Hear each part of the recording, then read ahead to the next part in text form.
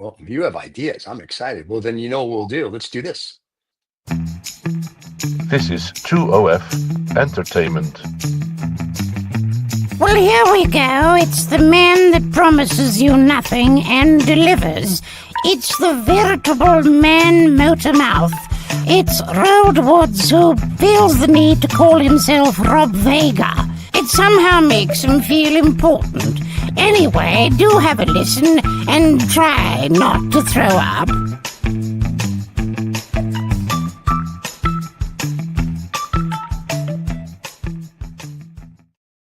I still feel like a beatnik every time I hear that music. So, how you doing? Hello, Stephen. Hello. How you doing? How goes life in? Well, it hasn't changed yet, has it? No, January 20th is when the inauguration is, and the Orange Man comes in. We still haven't. I don't know. No one's given me a definitive answer as to what the delay is for. Why? I think it's because when the election you're in, surely. Yeah. I mean, Rishi Sunak promised in the UK lost the election, and that afternoon they were hauling his stuff out of 10 Downing Street. There we go. Yeah. Well, the reason you can't leave the day you lose the election is you have to pardon your son here. So once you're done pardoning your son, then you are allowed. You're allowed to leave. Hello. There you go. Listen, this is after he said a month ago, I'm not going to pardon my son. What he did was wrong. He needs to be punished.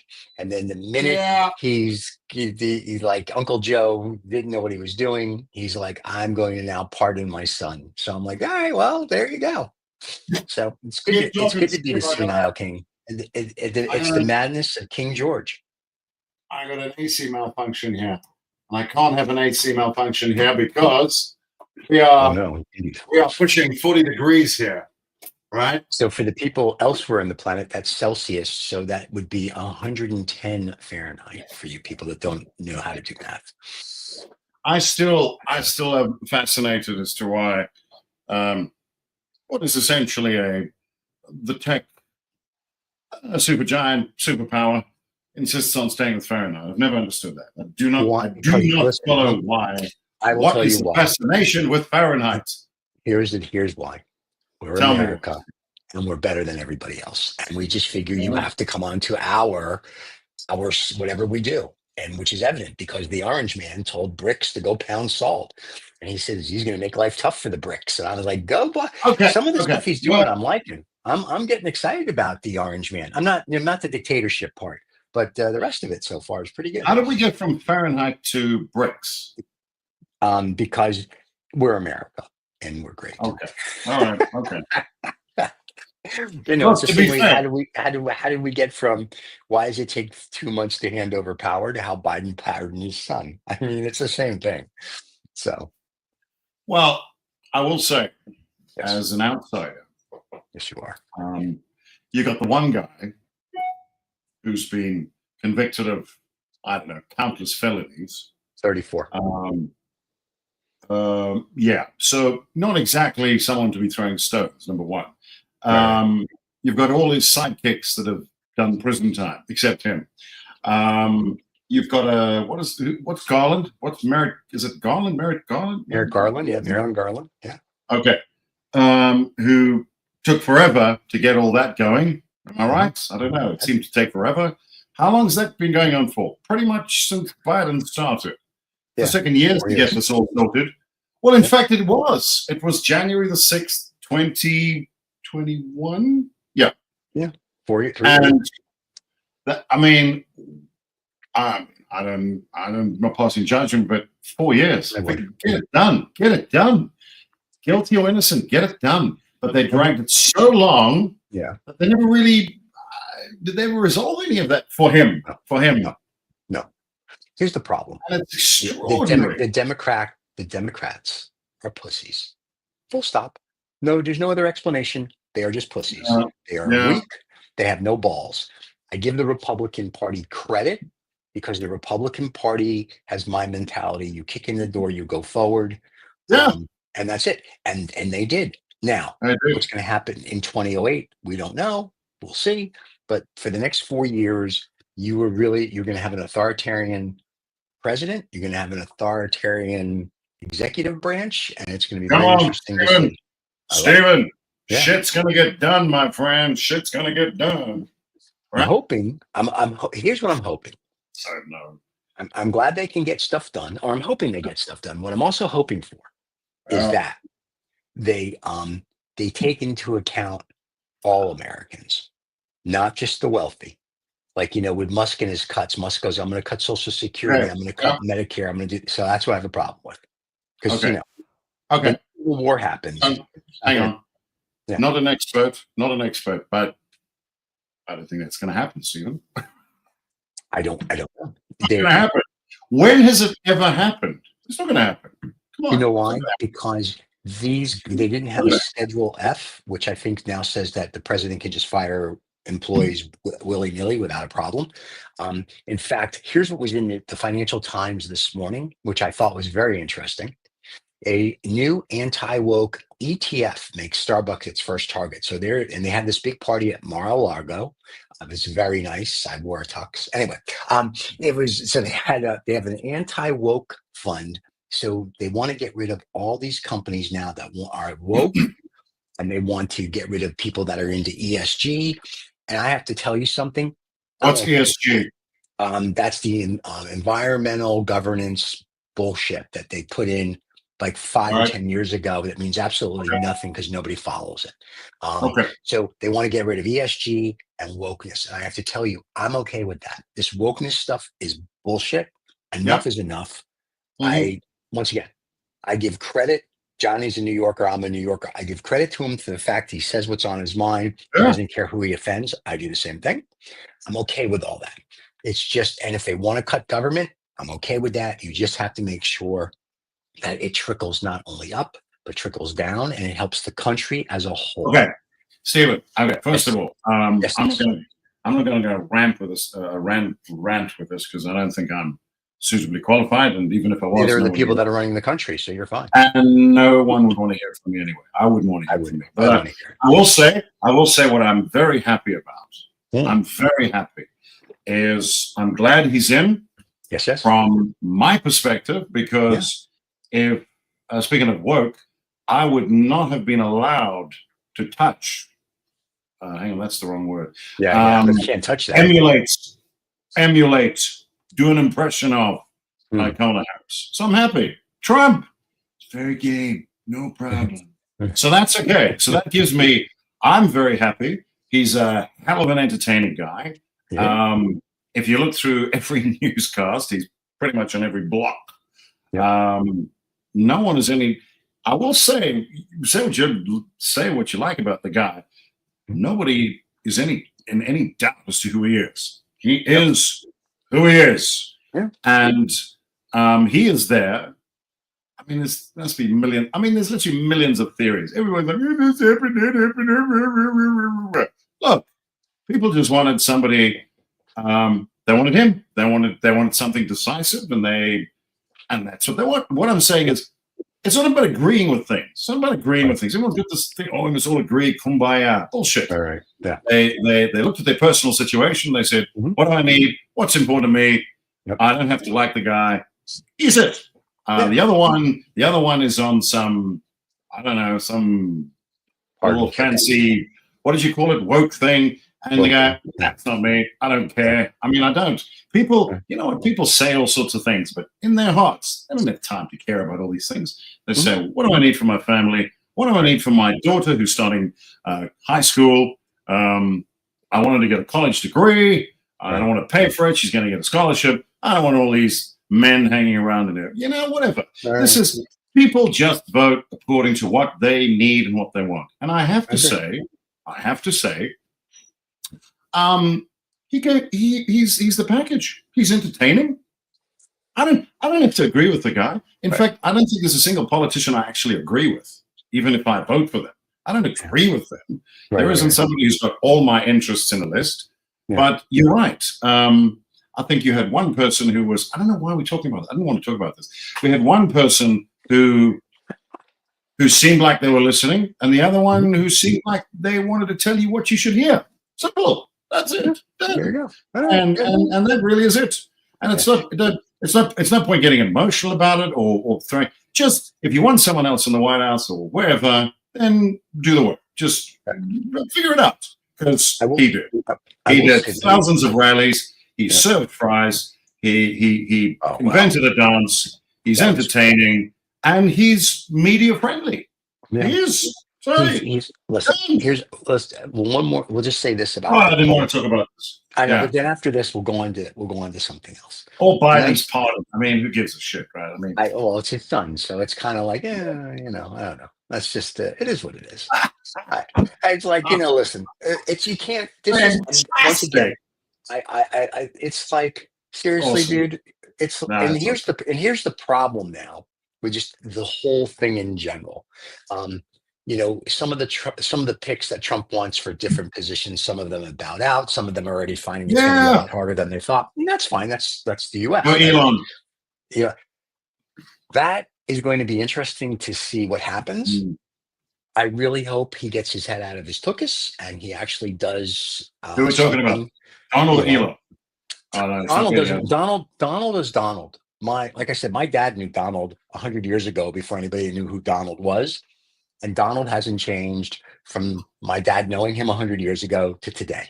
So Donald has always been Donald. That is it. So Donnie, the orange man, I mean, he got more orange. That's it. Other than that, Donnie's been Donnie. We're all good. Elon now has a problem because Tesla has plants over in China. And of course, we have a problem with China. So I don't know how that's going to play out. And so it's sort of like, Trump didn't give up any of his stuff when he was the president the first time, which you're supposed to. And I don't think he's going to do it the second time. So I'm assuming Elon and the rest of these guys aren't going to. So it's going to be a very interesting 4 years. I'm assuming there's going to be a 4 years of lawsuits back and forth. And I really just want them to run the country. And what people voted for, whether they realize it or not, is they voted for Roosevelt, which was an isolationist. Trump is an isolationist, which is fine. And that's what they voted for. Yeah. So now we'll see what happens. And that's simple. It's at the end of the day, that's it. That's all there is to it. And now we just go for the ride. And Saturday Night Live is going to be hysterical. Starting in February. And I'm looking forward to it. So, and you can do impersonations all day long. Can you do Elon? It's not boring. It's not, I've got to work on my Elon impersonation. Yeah, you got to listen to your Elon. Yeah, I've got to do that South African US mix of the accent. It's really. There you go. Like Shion Thurn or whatever her name is. Super. I don't know what, I listen to his accent and it comes and goes. And I go, depending on who he's with. Now, look, I mean, I got to say, the guy has done well. He's done all right. He's done okay. Yeah, good for him. That's fantastic. There are a lot of things that he says, and Donald too, that I believe it or not actually agree with. And there are a few that I don't. And that's life. I do think if I was worth $300 billion, me personally, I got to say, I wouldn't feel the need to hang around some guy's resort and hope that he liked me. I would buy myself an archipelago, which is, I mean, that would be it. I would, for me, I mean, this is just me, but for me, the power of money is not money. It offers a separation between me and stupidity, and that's literally the world. And I'm absolutely amazed. The thing that amazes me about him is he hangs around Trump, which is fine. It's almost like I mean, the man doesn't need friends, but maybe he does. I don't know. I mean, does he not have a circle of friends? Does he not have people he hangs out with? Because it doesn't look like it. It doesn't look like it. He doesn't have any friends. He calls me all the time, and I tell him to stop. Does he? Yeah. He emails me, and he sent me very strange pictures, but I don't want to talk about it now. But I tell you what's amazing about him is he's done very well, and he's on financial metrics, he's God. But on an emotional level, he's nowhere. No, it's extraordinary to me. I know people that, well, maybe you do, that have got a millionth of his wealth, and that makes them very wealthy people, and they I don't want to. I'm private jet Mhm. out away from things. I understand why billionaires and millionaires are reclusive. I mean, that seems like a good idea. It's not the money; it's the ability not to have to deal with bullshit. And there he goes, throwing himself in a quagmire of bullshit. And I go, you don't have to do this, mate. You don't. I think You I don't have think to he do wants this. What do you he want? wants Why are you there? he Yeah, wants I to be don't know. liked. He just wants Yes, to I be want to liked. talk about this. Sorry, yeah. Yeah, he wants to be liked. He wants a hug, and nobody's giving it to him. So he figures he'll suck up to the orange guy.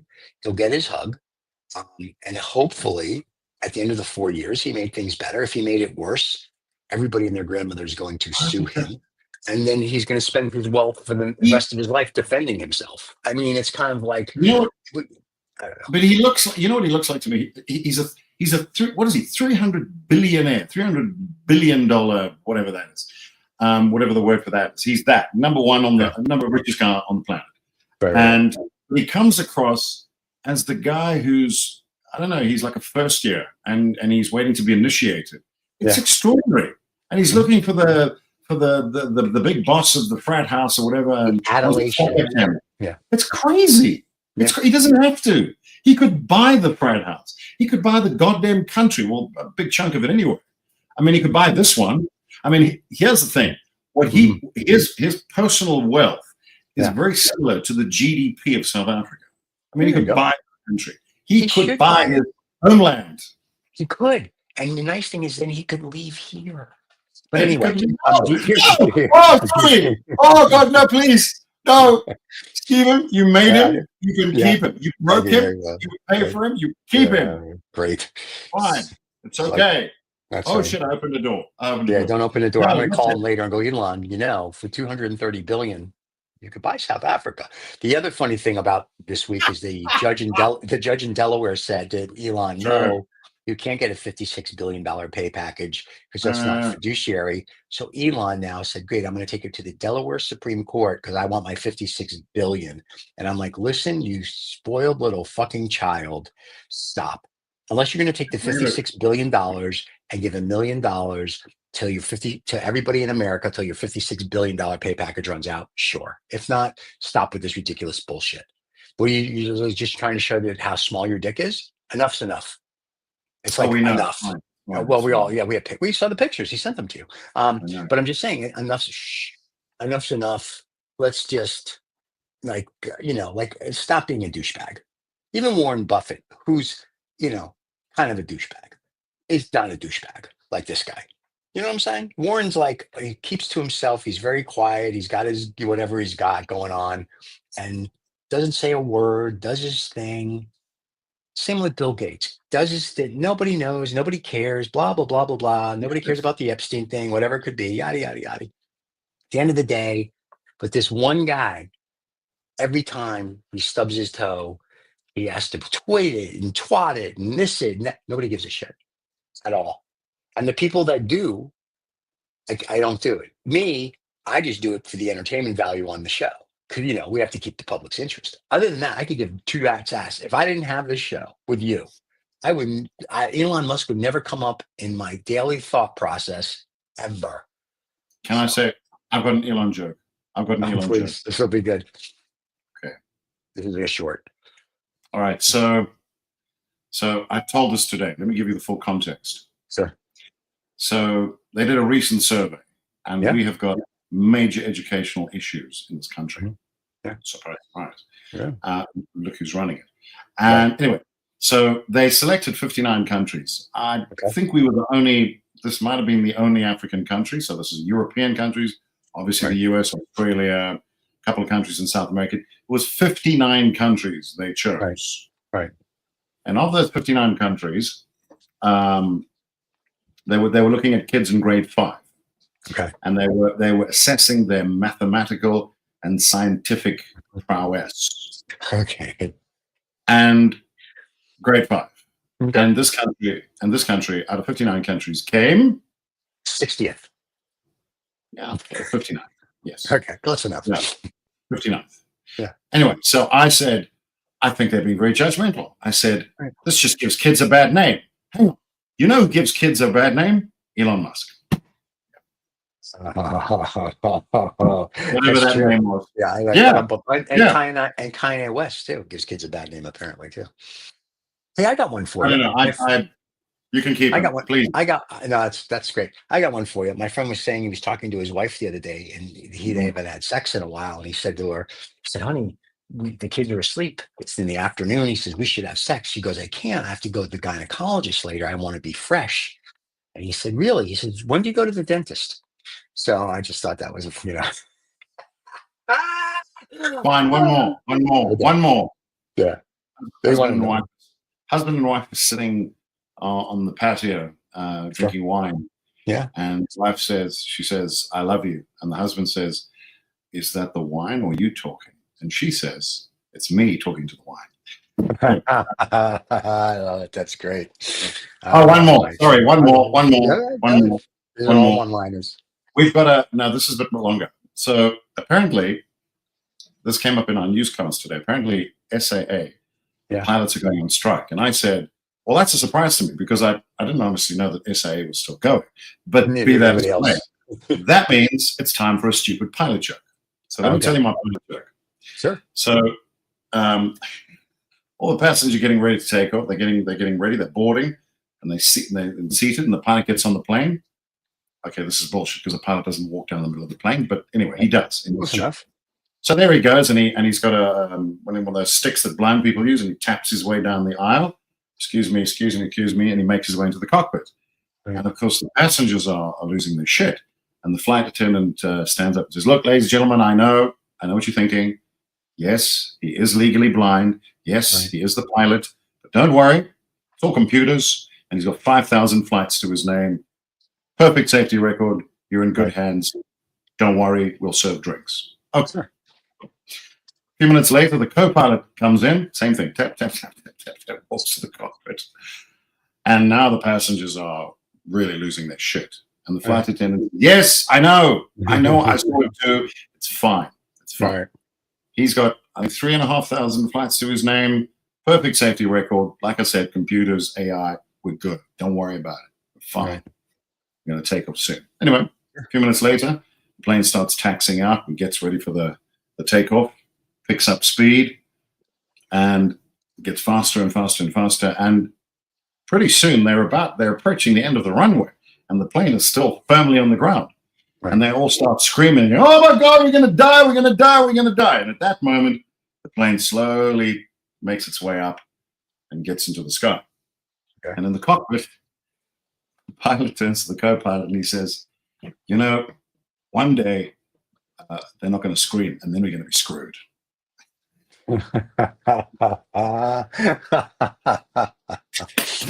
Anyway, I had to share that with you.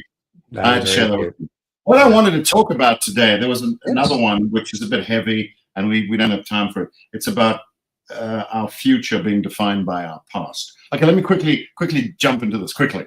The reason why I bring that up is, and I'm going to talk about here as well, there's a lot of debate in this country about why is there no economic growth, why is inflation so high, why is unemployment. Actually, inflation is quite low right now because they are screwing the country with high interest rates. Because apparently that's the only way they know how to run an economy, is literally interest rate to death. There's a little more to it than that, but so be it. So we have incredibly high interest rates, which probably means currency won't go through the floor, but it is killing the consumer market completely. The problem is they think that by keeping the interest rates high, it's going to keep inflation down. Right. In a normal economy, maybe. But this one has got the most massive civil service you have ever seen. So most of the economic activity is coming from the government. Right. So you can put the interest rates at 100% for anybody cares. It's not going to change inflation. Anyway, that's not what I wanted to say. So we've got some interesting people directing the economy. It's kind of like that pilot that I mentioned a moment ago, except there's nobody screaming. So he's just nose-diving that shit into the tarmac. Yeah. So the reason I bring it up is because it's very frustrating, I think, for normal people, because you look at this and you go, we know why there's no economic growth. We know that we know why there are no jobs, because the people that create jobs are leaving or not interested in investing in an economy which is so politically based in bullshit. And it gets me to my point, and I've gotten to the point where I'm so tired of I'm sick and tired of apologizing for the past. We've had this conversation, but that literally is the reason why we have our economy is deeply rooted in racial laws, which is what I thought we got rid of in 1994. But we've replaced them with, well, what do you call in the States? You've got affirmative action. All right. I think so. I don't know if we have that anymore. I think we have. Well, okay, good. Well, here, I understood it for the first 10, 15 years. I got it. I understand. But you needed to be doing the work and training people, not just putting people in jobs because of what they look like. That is exactly what we fought against. Right? That is what we fought against. Sure. And we now have an economy based on those racial principles, which, from a political point of view, devil's advocate, I understand. But economics doesn't understand that. It's not dictated to. Economics couldn't care what you look like. Doesn't care. Not interested. So all the people that could possibly grow the economy are being chased out of it or removed, and everyone is standing around going, what's going on? And we all know what's going on. The brains and the people you need to invest are certainly from outside. So if you wanted to invest in this country, you would have to give away half your company. Yeah, I know. We tried that. We told you 51%, Stephen. So you would have to give away 51% to previously disadvantaged people who may or may not know anything about your business. And why would any foreign investment company or investor do that? There's just no ways. And they are stuck in that. And it brings me to my point. We cannot let our future be defined by our past. You can't do that. You can learn from historical lessons. That's a different conversation. But if you're going to keep hanging on to the past, imagine if I know we joke about it, but imagine if look what happened to the Jewish people. If they were stuck on that page, we'd still be in 1945, and who knows? The Japanese are the same. There's so many people around the world who've been oppressed, put down, and said, okay, we got to move forward, as tough as that is. And this continent and this country doesn't seem able to do that, and nobody wants to bring it up because they'll get accused of being bigoted or something. And no one's saying that. No one is. You literally don't want to judge people on the way they look. It's what they can deliver. And we are so firmly stuck in our past, and it is such a mystery why we can't get into the future. What a mystery. We're not going to go there because no one, I can speak for myself, I wouldn't invest a cent. I wouldn't, if anybody came to me as an investor and said, would you invest in South Africa? I would say no, absolutely not. There is no ways, because you'd have to give away half your company. In fact, you'd have to give a controlling interest in your company away to someone else who would possibly do whatever they want with your company, but we'll take your money. Are you kidding me? Now they are looking at a situation where they're saying, oh no, wait a minute. We want the foreign investors, we want them in here. So we will make allowances. We will, they call it black economic empowerment. We will sidestep those rules for foreign investors.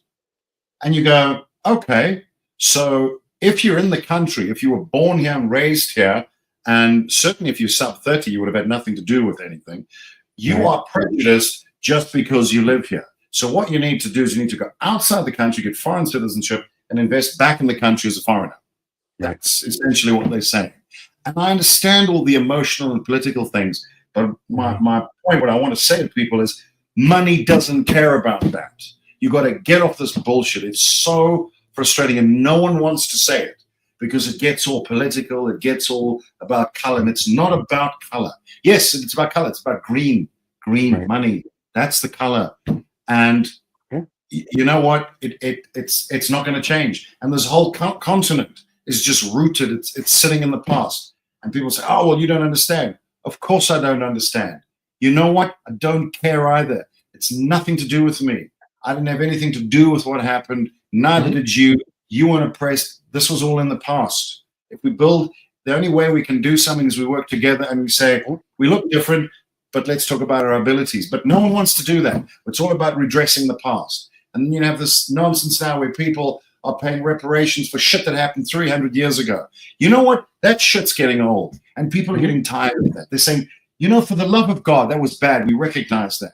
But can we just talk about now? No, we got to talk about the past. Who's going to pay for it? Where's the money coming from? Who's going to lose and who's going to win? It just goes on and on and on and on. And we can't seem to escape our past. As tempting and as lovely as it is. I mean, I have to say, sometimes I don't want to do things and I feel tired and I go, well, I failed there. That didn't work. Therefore, I'm just going to give up. Okay, then give up. It was so you were so unfairly treated. You shouldn't bother. Fine, give up, whatever. But nothing will happen then. And until people drop this shit, it won't change. That's all I'm going to say. You can't let your past dictate your future like that. You can't do it. You just can't do it. And everyone's sitting around the table going, I wonder what's wrong. I wonder what's wrong. There's an elephant in the room and it's looking at you like you're an idiot going, there you are. There you are. And if you don't acknowledge the elephant in the room, nothing's going to change. Yeah. And I don't care a shit whether people like that or not. That is the truth. It's like saying, well, I'm not happy the sky's blue. Well, it is blue. So there it is. The sun is a big orange thing, like the guy in the White House. Just kidding. And there it sits. You don't have to like it. It is just what is. There are good people. There are bad people. There are fast people. There are slow people. Smart people. Whatever. Sure. Stupid people, bright people. I don't mind stupid people. I know you don't like short people. I don't mind. I don't mind. You know what? I don't care. I don't judge anybody. I don't. But if you pretend like you're not that or something. I mean, people say, I don't see color. Why? Right. Black, white, it's fine.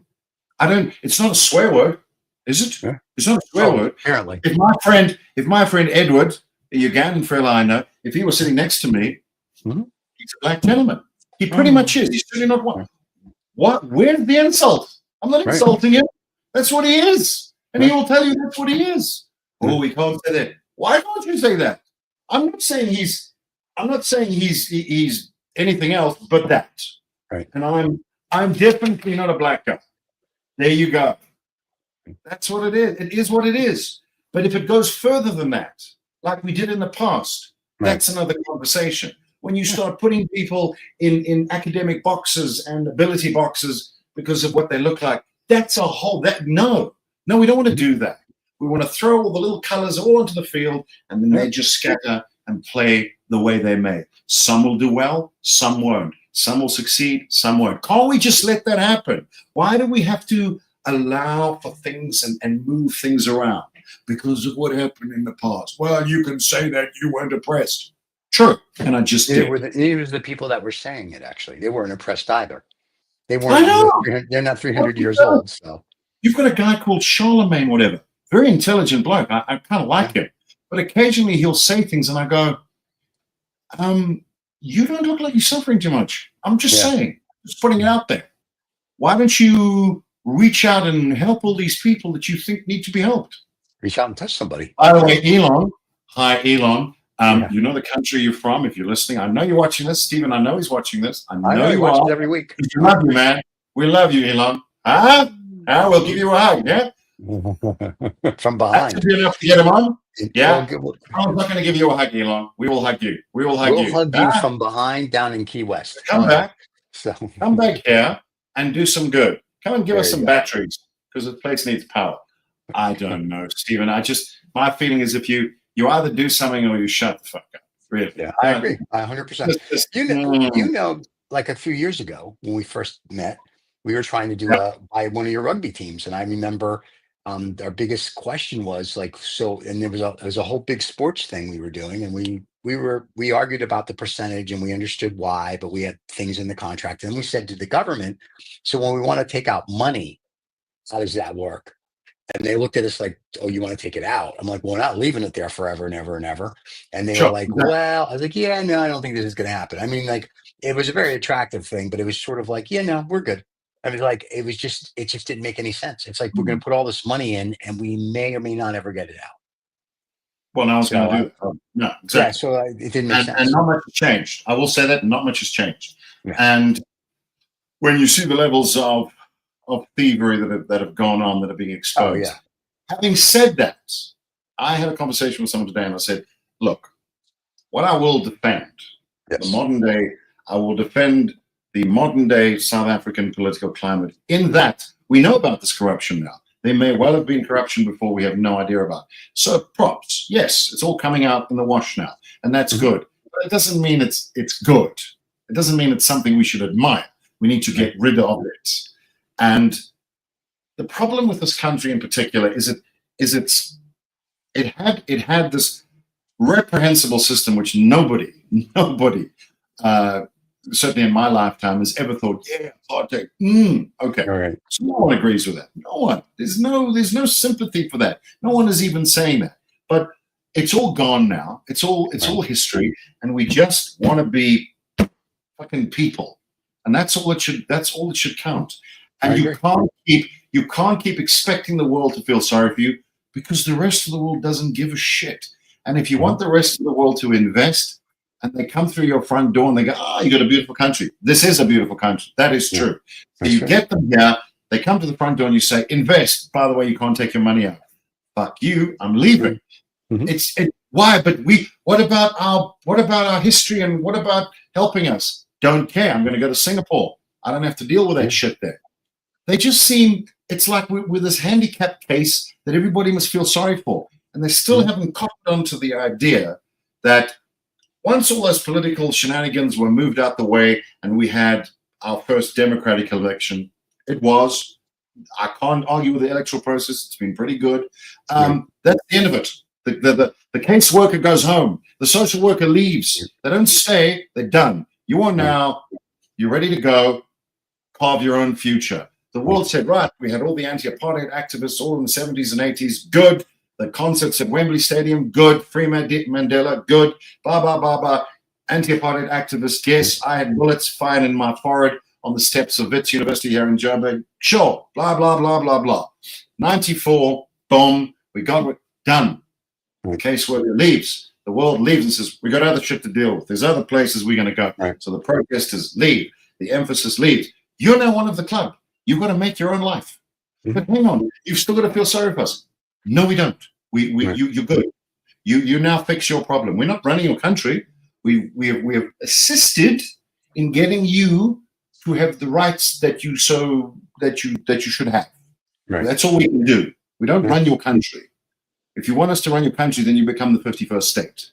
Okay, we're not going to do that. That's so you Canada, go. By the way. Right. It's the 52nd state. Sorry. No. England's the 51st state. Canada's actually the 52nd. This would be the 53rd. I don't know. What about Australia? No, I'm just kidding. But this is what they haven't cottoned on to. Right. They go to these international things like they're this handicapped kid that everyone must feel sorry for. And those days are gone. You know, they see a president or a leader in front of them that was democratically elected, and they go, "You're in charge. What are you moaning about? Well, you, Mr. Ramaphosa, are a billionaire. Yeah. What do you mean? You're fine. You got your slice of bread. Yeah. Why aren't you handing that out to the people that deserve it? Okay, but then don't moan. Don't come to us. You sort your shit out. And by the way, if we're going to put money into your country, we'd like to get some of it out, please. Yeah. Oh, you can't keep our money. That's not how money works. That's not how investment works. That's what we kept saying. So there's a possibility we can't pull our money out. It was a great deal because it had racing and it had the rugby club and it had MMA and it was beautiful. Like it would, and we were just like, but if we can't get our money out, and then one of my questions was, so who wants to live in South Africa full 6 months out of the year? And everyone's like, yeah, no, we're good. I was like, all right, man, we'll do something else. And it was really sad. And it was very we had everybody lined up and we had one of your famous footballers there helping us. And it was like, but you mentioned him before. Yeah. So it was like, it is what it is, kids. And it's one of those things. But I will say, the problem with people going, now I understand. So the American Indians, right? When we gave them the casino, their land, they built casinos. They've really taken it to a level. They don't feel oppressed anymore. They're like, "Oh, we got money." But what we did for them, I thought was correct, because basically we steal your land, we kill you, we steal your land, we kill you, we give you blankets full of smallpox, and we kill you. So we made it better for you. Like, here you go, and now everybody just gives them their money. It's good. It's a clean wash around. But they don't sit there saying how repressed they are. It's sort of like Cumberbatch or whatever his name is. So he's going to pay for what his ancestors did in 1630 in Bermuda against whatever. And I'm like, I wouldn't pay jack shit for my ancestors. I wasn't my ancestors. You know what I mean? It's like, it's not happening. So to your point, this woe is me crap, which I feel a lot to do with the woke people. Enough's enough. You got to make your own way. You've got to fight for yourself. You've got to do this. If anybody in this last 100 years should be whining and complaining, it would be the Jews, because we got killed by the Germans, 6 or 7 million of us. Almost wiped out. Yeah, we should be whining. Right, we should be whining and complaining, going, "Hey, fucking Germany, where's my where's my money? Where's it?" But no, we're like, screw you. We'll go do this. Then the next group would be the Japanese that got in internment camps here in America. But if you really are going to look at like who is the worst, the Jews in the last 100 years would be the ones that'd be like, "You killed my ancestors. What am I getting?" And we don't do that. We're like, you know what? Screw you. We're just going to own everything and fuck with you either way. That's what we do. We have those lasers. Yeah, we got space lasers. I know, and we have no short people, which is why we're ahead of the curve. Well, I'm going to disagree with you on that one. There's some pudgy little friends of mine that. But you're right, exactly. We'll need their names. Huh? We didn't name names. I'm not having names. No, but we did. We said, screw you. We'll get on with it, and we'll own everything, and we did. And it was that simple. You know what's crazy about that? You say reparations. They are still. I mean, you know this, but this is for people who don't. They are still having auctions and things where they're finding paintings that were stolen. It's still happening. So the stuff. Never mind the theory. They physically was stolen from. Then their fortunes and everything they had were removed. And to this day in 2024, I would put to you that the majority of Jewish families never got their stuff back. Never. Yes. They never got it back. I'll tell you a story that was on. They went and made their own stuff. Yeah. Here's a story on 60 Minutes. I want to say it's Austria or one of the the Nazi countries, where the U.S. has an embassy, and the embassy is in a building that was acquired by the Nazis, and then they made it an embassy. Well, the Jewish family that owned it has shown the U.S. government, the courts. This was a 60 Minute story, either in the 80s or early 90s, about like, hey, you're in our family home.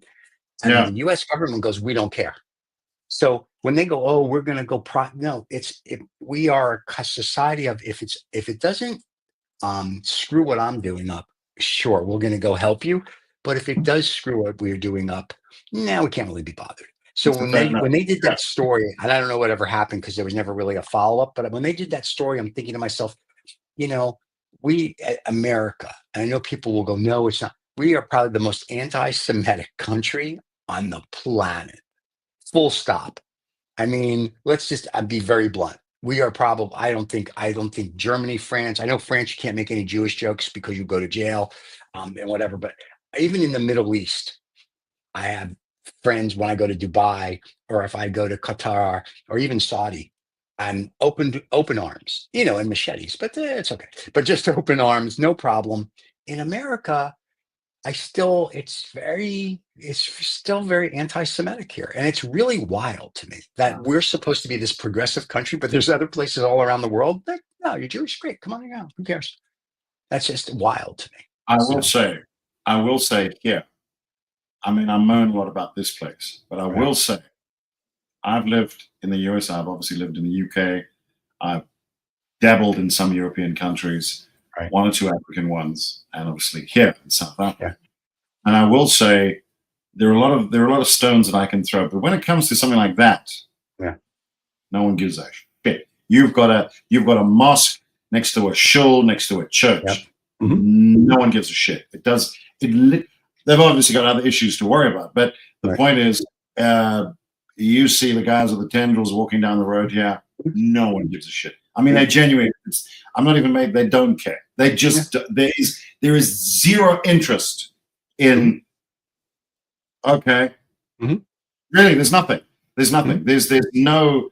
There are other problems. There are other problems, racial, political, whatever. When it comes to that, no one cares. No one would. It's not even like you have to avoid anything. There just isn't that.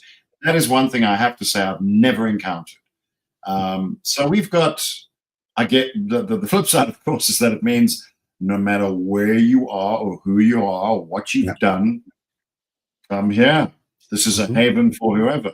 No one cares, and there are all kinds of shady people living here, and no one cares. That's right. No one. It's kind of like it's like Dubai or Monte Carlo or all these other places, even Thailand. Nobody cares, but in America. It's which we come across. We're woke. We're not woke. We're full of shit. We're not woke. We're not crap. We are still the most prejudiced and racist country, in my opinion. I could be totally wrong, and I hope I am, but I don't think so, on the planet. So, and we've discussed this before. Coming from New York City, you don't have being born and raised there. You don't have that luxury. You have to get along with everybody. So you right away, it's like boom. But when you meet other people, and I think it's dying down, but not at the rate that we'd like to think so. It's like all this woke stuff is just a bunch of crap. So when I listen to all these people talk about whatever, I'm like, really? You want? I'm waiting. What about my ancestors? You didn't do shit for me. And so it's like, let's stop with this. Enough's enough. If it happened it's 100 years ago already, and like not even for us, but for these other people, it's 200, 300, 400, 500 years. Oh, tear down the statue, throw a pair of balls. That's history. Because the minute you forget your history and your past, then you're going to have it happen again. And people are like, this is horrible. No, it's not. You just didn't want to read a history book, or you don't read. I mean, so it's this whole thing. So there's a lot that goes to this, and it's also the fact that no one teaches the children anymore. iPads don't teach. I will say, Stephen, the reason why no one has even discussed Jewish reparations is because that would be a big huge figure. Yeah. I'm going to discuss it. Huge. Yeah. It would be. But if you're under 5 foot, together, I would just do it. If you're under 5 foot, you get nothing. Everybody 5'1" and higher get stuff, and I think that would be good. I'm just trying to help out, so trying to lessen the cause here. Good Lord! But yeah, I have to say this. I have to say that speaking of height, I don't know if I told you this. I went to see Jim Jeffries. Did we mention this last time? You did. You talked about last week, Jim Jeffries and the people behind you. And yeah, that was another story. There's a woman sitting there moaning about, it was so offensive. I know. Okay. Like a surgical student seeing blood in an operation. Right. But one thing that did strike me is, I mean, I'm a guy of average height. It never comes up in conversation how tall or short I am, because I'm neither. No one cares. Right. They do remark how ugly I am, which is fine. But no, this is makeup. And walking around. That's the best you can do. I know it's crap. But walking around the refreshment area, like before we went in, I was just standing there with my wife, and I went, "Wow, these South African guys are fucking big." Yep. And that's why our rugby players are the way they are. We've got guys like 6'9" and 6'8", and everybody goes, "That's how they came out of the wall." No big deal. I went to see Jim Jeffries, and they were just normal blokes. Like, what? Yep. Hell no. Crazy. This the biggest. I don't think people realize. I know the Dutch people are tall. Yeah. Correct. Afrikaans people. What do you think? Where do you think that freaking genetic line comes from? These guys are massive and usually friendly. So good. There you go. Listen, I get along with everybody, no matter where I am on the planet, regardless of your height, unless you're really small. And no. But then you don't see them. It's not personal. You just like, okay, there's no one in the room, and you leave. It's not like you're ignoring them. You're not ignoring them. You just don't see them. You're like some guy. You come to the door, and there's a 5-foot guy there, and you just go, "Oh, there's no one yet." And you close the door, and he's thinking, "Oh, he's so he's got such hatred for short people. And you're sitting in your study going, why do people knock on the door and run away? That's right. It's not on the ring. It's not showing. We have the ring at a certain height. Like if you're, and then literally we have a little line that says, if you're not this tall, don't bother. We won't see you. And people find it offensive. I don't understand why, but it is what it is. Yeah. Well, unfortunately, you have to go because you're an important celebrity in South Africa. We're having a Christmas party at the radio station, and I got to do some stuff there. So wow! And just think, Christmas is only 20 days away. Let's not speed that up. I know. We should really call it the December. We should call it something else. We should call it the December retail marketing highlight period or something. Something that actually describes what it really is. Yeah. Because that's really what it is. This is why everybody does it. They go and spend money and they do whatever and they go, Christmas. No. You need to understand, this is a retail marketing ploy. That's what it is. That's what it is. There's nothing about Christmas that says you have to spend all this money. That doesn't come from a book or something. That comes from retail people. That comes from the Bible, apparently. It says right when Jesus was born, you must spend. I saw that. I read that in the Gentile stuff.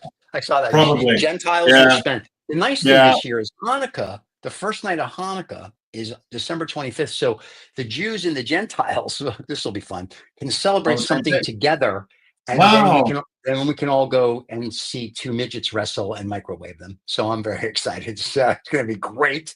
Looking forward to it. Why? You can't do that. It's illegal, apparently. So one day, Brad Williams, who I love, and I watch his comedy, and we brought him up, his name on the show. He's a little guy, and he makes fun of himself. And I love him to death. His stories are hysterical. One day, I've seen him in concert. I'm hoping next time he comes, I just want to go say hello. I'm never going to tell him we say these jokes, but I'm figuring one day he may actually see this because we mention him so often. And come on the show, and I'll be like, just eviscerate us. I do not care. But his stories and his personality in him, if that's who he is off screen, he's hysterical, funny. And I make fun of the only reason the little short jokes happen is because we have a show called Social Intercourse, and Rachel, one of the hosts, is a little Korean girl. She's all of like 5 foot nothing. You can stuff her in your pocket or in the front of your pants, either way. So I just enjoy busting her chops that she's short because she just goes, that's triggering to me. And I'm like, listen, I'm not the one who has to sit on 2 phone books and have a brick for my gas pedal and my brake. So these jokes are really for her. So when she watches it, I know she cringes, and I'm just saying to myself, well done. But how do you know she's cringing? Sorry. Because I hear it from her friend who has to sit with us as well. You wouldn't see it, would you? Drive her nuts. Yeah. So yeah. Well, there's another way I could have taken that, but I've been trying to avoid the lawsuits. I don't want to be called an HR. This is the problem with the world. This kind of jokery or whatever. Fuck, this world is so offended by everything. I'm so sick of it, and I think there is a drive to get rid of it because you're not going to stop people thinking a certain way, and either you, like for you, you're going to look at short people and they're funny, or you're going to look at them and go, oh, they're all full of shit. Now. One of the joys of all my mates who are of a certain stature is, they're all funny. All of them. Every single one. They're just funny in general, which is good. They're just funny. But I'm saying it's great. We need that humor. We've got to have that. If you take that away, then who are we going to mock? Who are we going to make fun of? We've got to mock something. Even if it's ourselves. If you can't laugh at yourself, you can't laugh at anybody. When I was a kid, we used to tell them today, if we told the jokes when we were like 10 or 11, whether you were Jewish, you were black, you were this, you were that, we would tell these horrific jokes. We would think they were hysterical. We'd go home and tell it to our parents, and our parents would look at us just shaking their head and going, like, where do you guys come up with this? But my dad would chuckle. He'd be like, that's a funny joke. I'm like, don't tell your mother. I'm like, okay. But it's just one of those things. But if you can't laugh at yourself, you can't laugh. So the whole idea is for us just to enjoy and laugh. You have to go to a holiday party. So enjoy that. Everybody, thank you for watching. We'll be back next Thursday when Mr. Woods will tell us something that we didn't know, we needed to know that we knew. They'll be very excited. Go figure that one out. So there you go. So we'll see everybody next Thursday. Thank you for watching and listening, and we will see you all next week. Don't forget to subscribe and like. Cheers, everybody. Thank you so much for listening to this Roald Woods, Rob Vega, whatever the hell he wants to call himself, fellow. You know, this podcast thing, it makes him feel very important, and he's a difficult fellow as it is to deal with. So thank you so much for putting up with him, and do take care.